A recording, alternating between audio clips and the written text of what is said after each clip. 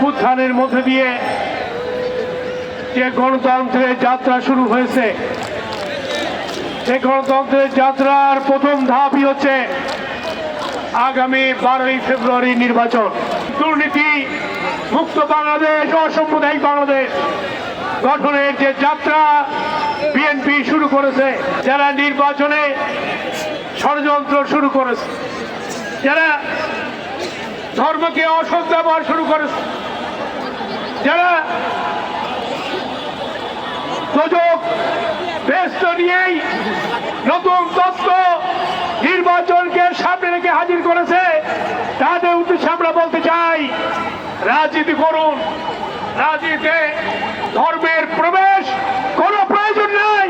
BNP আগামীতে বাংলাদেশের মানুষকে উন্নয়নের জোয়ার দিয়ে সমৃদ্ধ বাংলাদেশ গঠন করবে।